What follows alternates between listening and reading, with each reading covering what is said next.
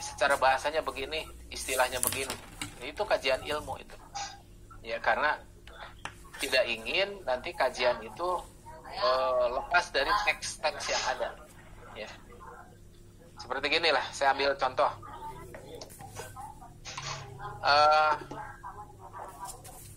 Apa sih definisi makan?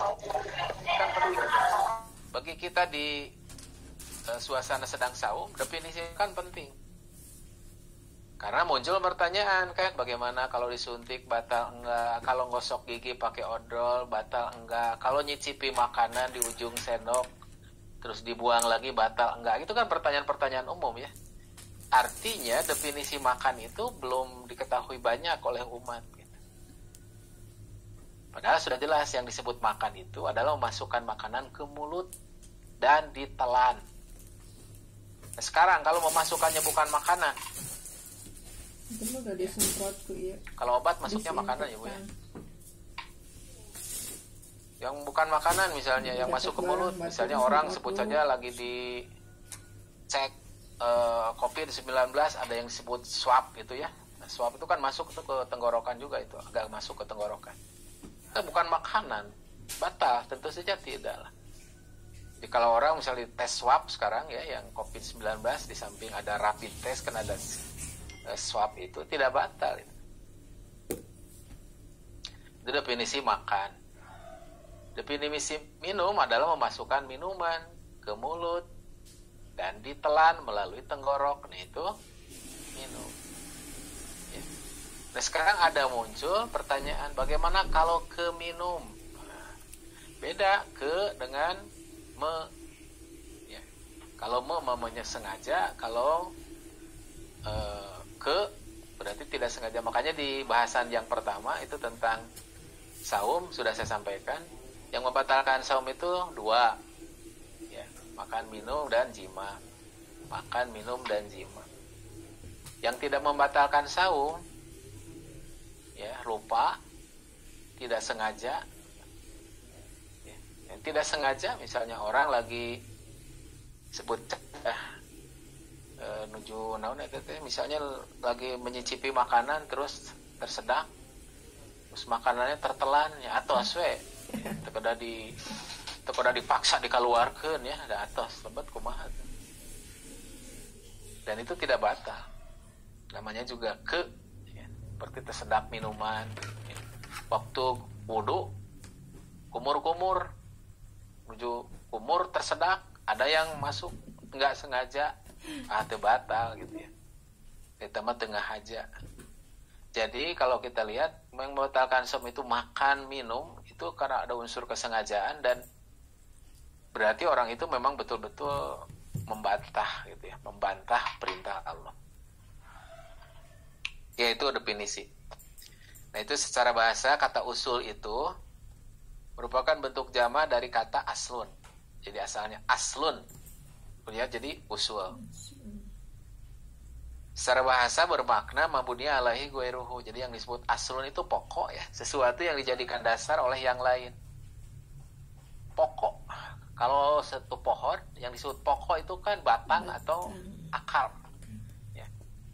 Itu. Tidak akan ada batang kalau tidak ada akar kan gitu.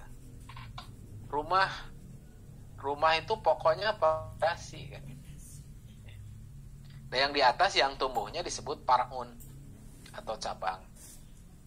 Itu di bawahnya bangun, di atas usul itu disebut puru atau parun. Puru itu bentuk jamaknya parun. Ya. Bahasa Arab, bahasa atau kaidah usul fikihnya mabuniya ala ghairihi. Sesuatu yang dibangun di atas lainnya. Itu parun. Nah, sering kita dengar Bu, kalau orang lagi ceramah, kita sedang membahas pokok.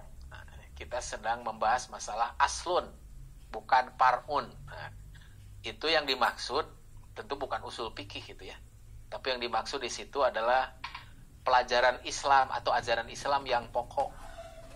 Pelajaran Islam yang pokok itu akidah. Jadi kalau orang lagi belajar akidah, itu disebutnya kita sedang mempelajari ilmu pokok, ilmu usul, ya, bukan usul fikih tapi di situ. Nah, parun berarti yang lainnya.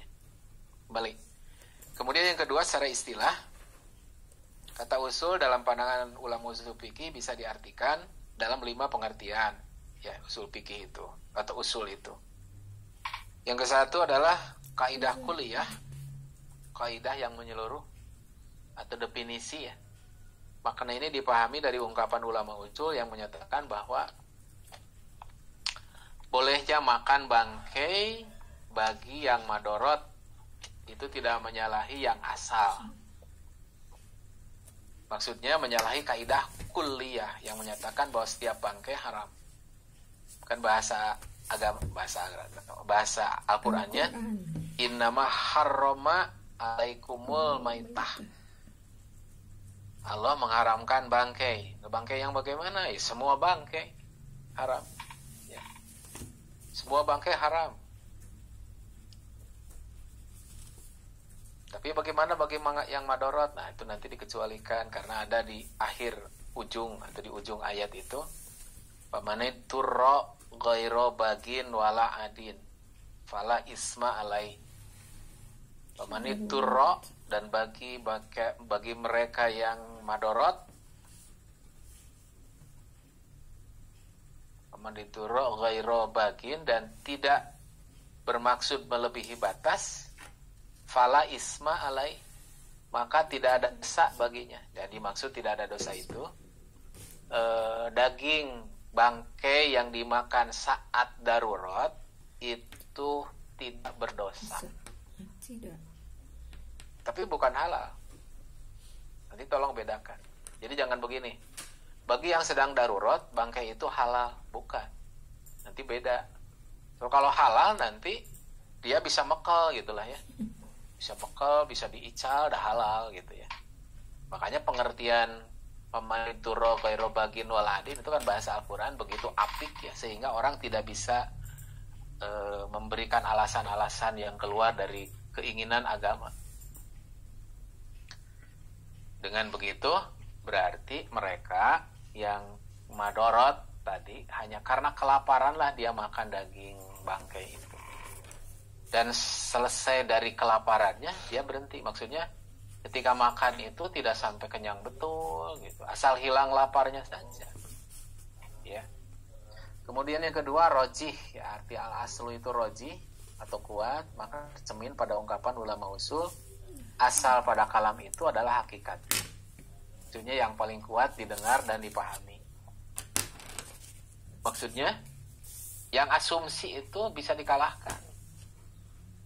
Makanya dalam bahasa Quran ya, misalnya di Quran nih kita temukan Quran itu kadang-kadang si katanya itu mengandung arti kiasan dan mengandung arti hakiki. Nah, sebelum memakai arti kiasan, kita harus menggunakan arti hakiki dulu. Itu keapikannya itu. Kalau sudah susah diartikan secara hakiki, baru kita pakai arti kiasan.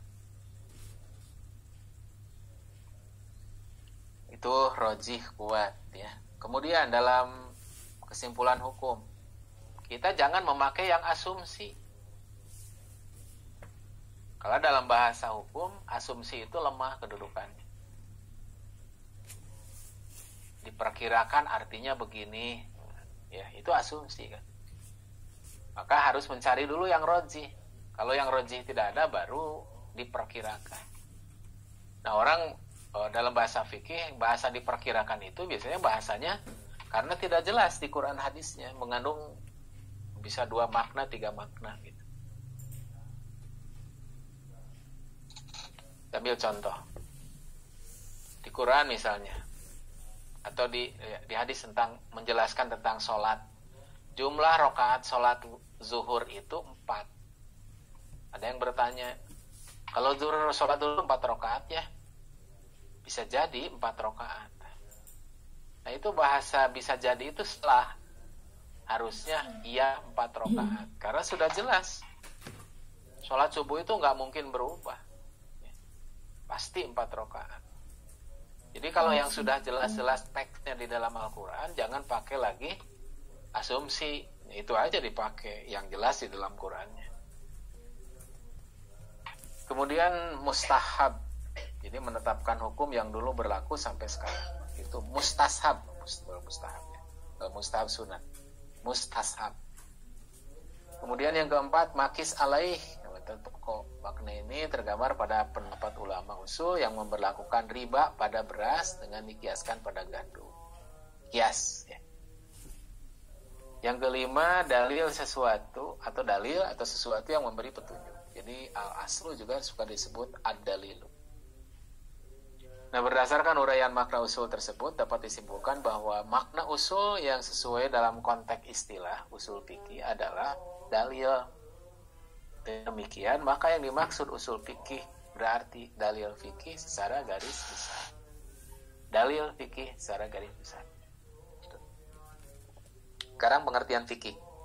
Secara bahasa adalah paham, mengerti. Di antaranya tertuang dalam firman Allah tentang cerita Nabi Musa ya. Wahlul uqdatam min lisan yafqahu qawli. Dan lepaskanlah ikatan lisanku, pasti mereka akan fikih. Maksud fikih di sini paham. Itu secara bahasa ya. Sedangkan dalam definisi lain, al-fiqhu logatan itu adalah al-fahmul amik. Nah, ini lebih rinci. Jadi yang fikih itu adalah pemahaman mendalam yang jitu an-naf itu alladzi yata'afu ghayatil aqwal wal af'al. Jadi pemahaman mendalam yang jitu yang dapat mengetahui berbagai tujuan dan ucapan dan perbuatan. Jadi tujuan, ucapan dan perbuatan. Maksudnya gini. Kalau kita baca buku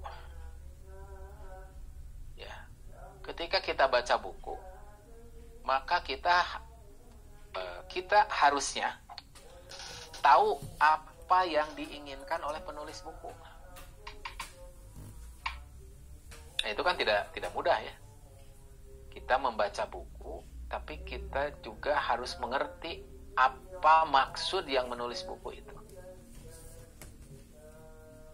Nah, kita akan tahu maksud penulis buku itu. Pertama adalah dari secara global tulisan dari buku itu. Yang kedua, yang melatar belakangi penulis. Itu penting karena orang biasanya akan dikotomi dengan latar belakang dia. Ya. Orang-orang Nahdiyin pergi ke Madinah. Dia belajar di sana, misalnya sebut saja di jurusan ilmu hadis. Ketika pulang ke Indonesia, itu latar belakang pemikiran Nahdiyinnya tidak akan luput, itu tetap kacacana. Ya, kecuali kalau ada orang yang mau merubah fikrohnya gitu. Tapi sangat jarang, sedikit sekali gitu ya. Orang dari sininya tukang bid'ah, terus sekolah di Mesir, di Madinah, di Makkah, tetap pas uih ka dieu ke Indonesia, bid'ahna nambihan. Ya karena dia semakin bisa mengembangkan dalil bagaimana dia mengambil dalil-dalil dari ahli bid'ah. Jadi jangan dikira ahli bid'ah itu hanya di Indonesia, di Mekah, Madinah itu. Ya mereka banyak itu ahli-ahli bid'ah. Kan hadis palsu kayak kawitan di Timur Tengah ya. Hadis palsu itu, pabrik hadis palsu itu Irak. Meninggalin sejarah namanya. Ya. Jadi kalau diistilahkan lain mungkin pembuat hadis palsu teh penyebar hoak bu ya. Jantan penyebar hoak teh di zaman kapungkur kita aya. Malah dari zamannya manusia pertama penyebar hoak tetos aya. Ya putra Nabi Adam ketika ditanya ya, si Qabil itu setelah membunuh Habil ditanya oleh Nabi Adam, di mana adik kamu? Ya Habil, si Qabil teh menjawab, saya kan bukan pengasuhnya, jadi nggak bohong ya, disebarkan. Jadi tika punggur kita aya tukang bohong, tukang penyebar hoak ya. Di zaman Rasul di antara penyebar hoak itu Mistoh, saudaranya Abu Bakar. Begitu. Kembali lagi ya. Jadi fikih secara bahasa ada yang mengartikan al-fahmul amik. Jadi pemahaman yang mendalam, yang jitu. Tapi sekali lagi ini tidak mudah. Nah, kita keluar sedikit. Kita membaca Al-Quran. Nah, kita harus paham, harus mengerti apa yang Allah inginkan. Nah, itu kan tidak mudah. Ini apa sih maksud Allah teh dengan kalimat ini? Tahu maksud Allah dengan kalimat itu tentu setelah kita membaca tafsir. Tafsirnya dari mana? Dari Al-Quran sendiri. Kalau di Al-Quran tidak ada, ya dari petunjuk Nabi. Gitu. Jangan dulu keluar dari itu. Dua itu dulu dipakai. Quran ditafsirkan dengan Quran. Kalau tidak ada di Quran, ya ke hadis Nabi. Itu adalah perbuatan yang benar. Makanya tafsir Quran tidak akan ngacapruk gitu ya. Pasti akan ada di jalurnya terus. Kemudian sekarang fikih secara istilah. Fikih secara istilah itu adalah ilmu bil ahkami syariah atau syar'iyah allati tariq wal ijtihad min adillatiha atau siliyah. Fikih dalam kaidah usul fikih adalah ilmu tentang hukum-hukum syar'i, hukum-hukum Allah maksudnya. Yang cara mengetahuinya dengan ijtihad dari dalil-dalil yang terperinci. Jadi kalau ada orang, kita sudah mengerucut sekarang istilahnya.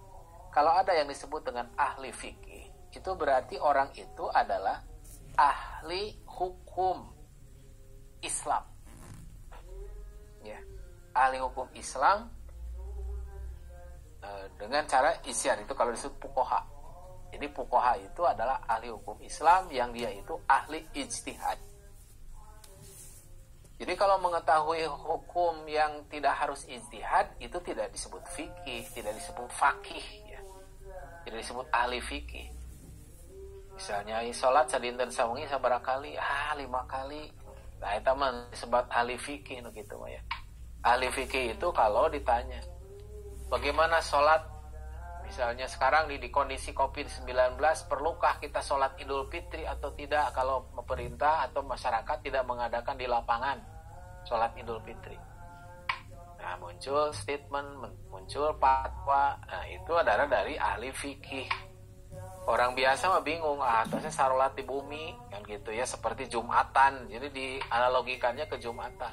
Dalam Jumat kita boleh kok sholat Jumat, ya, kan gitu.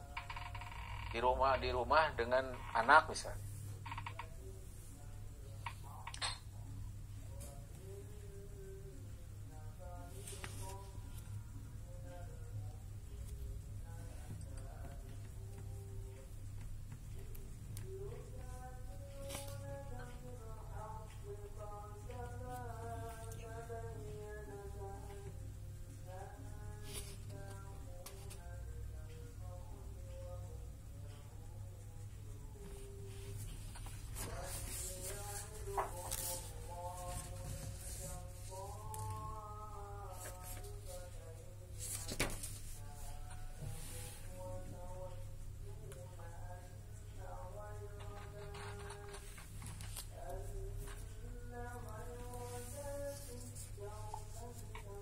Ya, kita lanjut.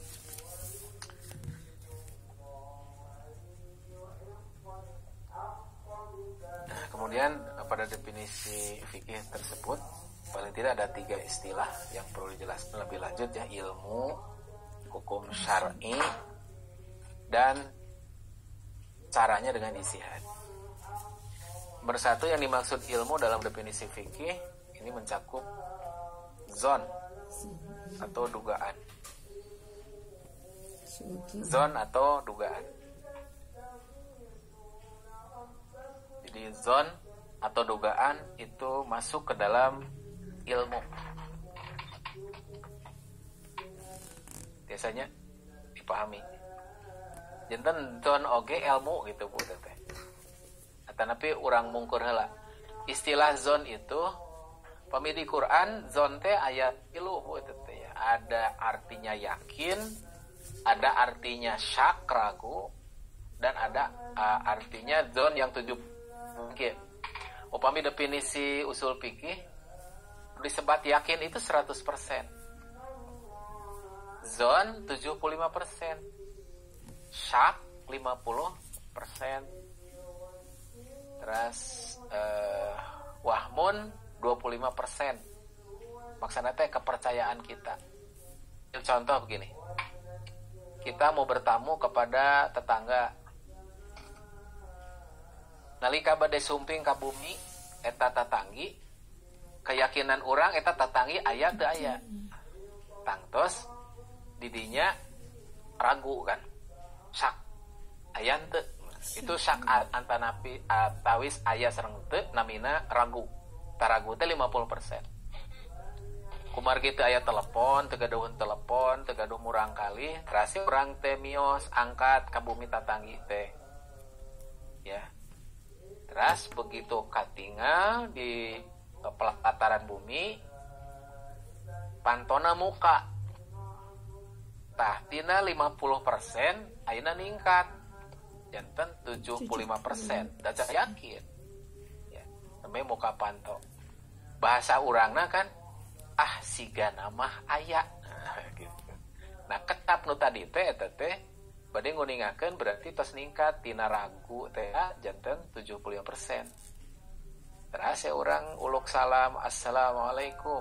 Ternyata anu ngawaler, waalaikumsalam. Persis. Mung teu acan nongho jalmina. Ya, aya geuning. Pas breh katingal leres, yakin. Pilih ke pas breh teh murang kalina da pita suanten kadang-kadang kan sami ya. Janten nembe 100% teh upami tos jonghok. Nah, gitu. Tadina bahasan fikih, bahasan ilmu ya. 75% oge eta teh disebata ilmu. Maksudna kieu Bu. Keteh ya. Urang kapercantenan kana Al-Qur'an itu 100% yakin. Karena hadis-hadisna mutawatir. Umpami kana hadis cantenan urang teh 75%. Itu 100. Namun tanu 75% oge eta teh biasa dijantenkeun panduan atau pedoman atau patokan hukum. Contoh kieu lah. Urang bade angkat ya, bade ningat Candi Borobudur misalnya di Jawa Tengah. Bari orang teh teu acan kantos ka Candi Borobudur mau nembe we wartosna gitu. Tah nembe wartos tangtos urang teu acan yakin kan.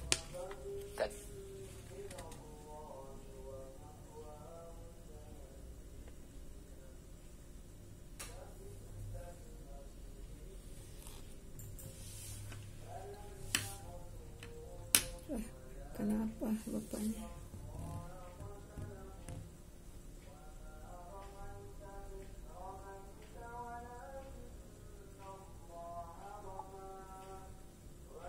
Itu ya, janten itu namun dimaksud naon tadi zon oge biasa dijantenkeun ilmu ya.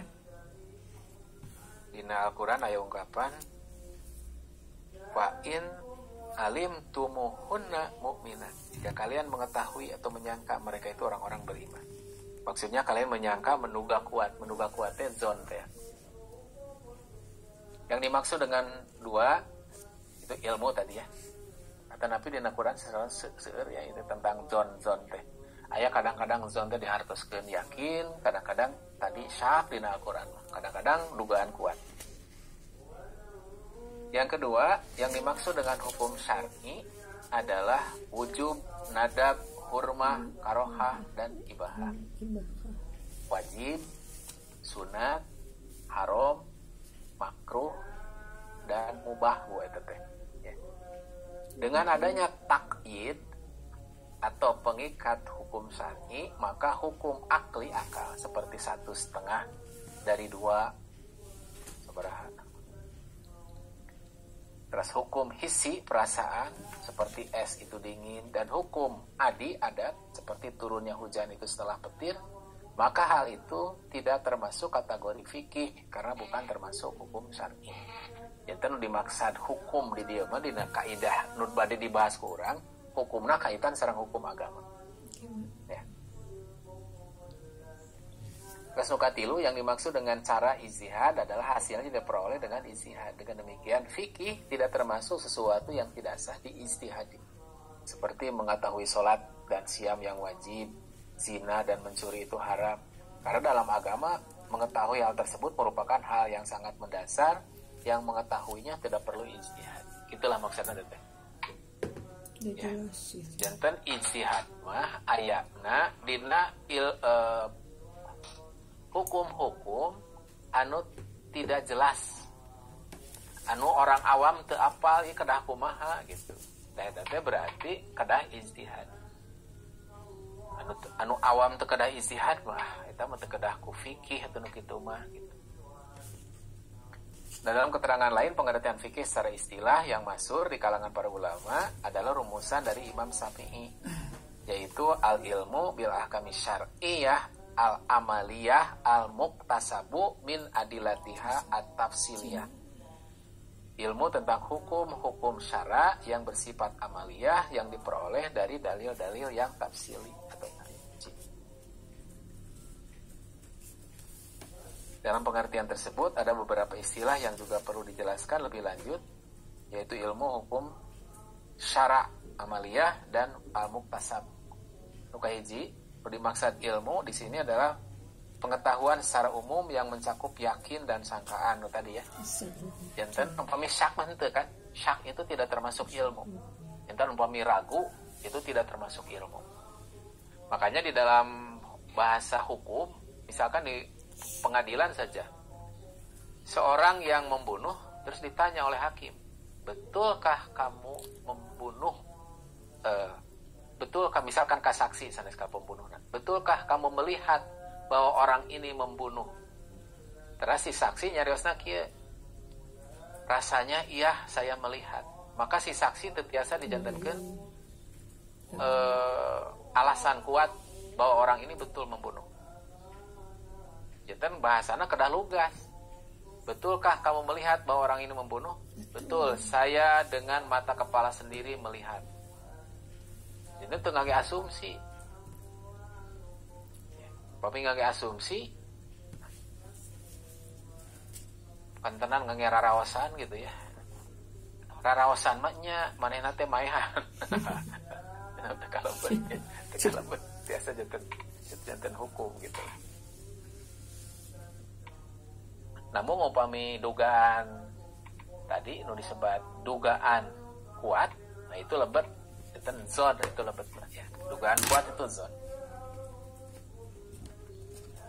Nah, karena hukum-hukum yang berkaitan dengan amaliyah itu terkadang ditetapkan berdasarkan dalil qat'i atau pasti yang yakin, dan juga biasanya dengan dalil yang bersifat zon, dugaan. Itu kan kadang dinamaksana kieu. Dina Al-Qur'an itu aya nu qat'i, aya nu zonni. Nu qat'i mah nu teu kedah ijtihad atau segitu. Daging babi haram, daging babi haram. Tegedah di ijtihadan. Misalnya muncul nanti ada ijtihad, mungkin saja daging babi itu diharamkan karena banyak mengandung cacing pita. Makanya kalau cacing pitanya kita bunuh, misalnya dimasak di sekian panas sekian derajat, ya, maka akan terbunuh tuh daging cacing pita, maka daging babi jadi halal. Ijtihad yang salah, karena hukum haramnya daging babi itu sudah qat'i. Kalau sholat lohor misalkan, sholat duhur itu 4 rakaat, terus saya ijtihad, saya mah ijtihad saja, da ayeuna mah nuju sibuk pada malah sholatna terus 2 rakaat, itu tekaci gitu ya. Itu ya. Ini hukum-hukum yang sudah qat'i sudah tidak ada ijtihad. Kedua, tentang bahasa hukum. Yang dimaksud hukum adalah tuntutan yang bersumber dari Allah, atau hukum itu adalah khitab Allah yang berkaitan dengan perbuatan para mukallaf. Khitab itu maksudnya itu teh cariosan, ya, cariosan Allah. Khitab dari kata khotoba, ya. Khotoba itu kan harusnya nyarios. Enten pami khutbah cariosan harus nanti khotib anu nyarios gitu ya. Aya deui anu mirip-mirip khotib mirip-mirip khutbah, aya khitbah. Da hitbah ge sami teh tina khotbah keneh ya. Oh, hitbah itu diistilahkan hitbah kan hari hitbah ge nyarios eta teh. Ya. Dikhususkan bagi mereka yang bertanya tentang perempuan itu hitbah. Jadi khitab Allah atau perkataan Allah yang berkaitan dengan perbuatan para mukallaf. Mukallaf maksudnya orang-orang yang sudah dewasa. Baik yang bersifat tuntutan melakukan atau tuntutan meninggalkan. Atau nabi bahasa sanesna baik yang berkaitan dengan perintah atau larangan.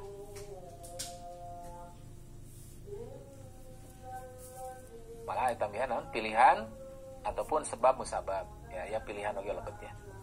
Sedangkan istilah khitab dalam pandangan ahli fikih adalah dampak dari hukum seperti wajibnya sholat, haramnya membunuh, bolehnya makan, disyariatkannya wudu untuk sholat dan yang lainnya. Itu hukum. Kemudian yang ketiga, syara yang dimaksud syara di sini adalah aturan Allah yang berkaitan dengan perbuatan para mukallaf. Dengan demikian, fikih tidak membahas hukum di luar syara seperti hukum akal, hukum bahasa, dan hukum lainnya. Yang keempat, amaliyah. Yang dimaksud dengan amaliyah adalah berkaitan dengan amalan hati seperti niat atau selain hati yang menjadi aktivitas manusia seperti membaca, sholat, dan amalan anggota badan lainnya baik yang lahir maupun yang batin. Nah, hukum amaliyah ini terkadang disebut juga dengan istilah far'i atau cabang. Sedangkan hukum yang berkaitan dengan akidah disebut istilah asliyah atau pokok yang tadi saya sampaikan.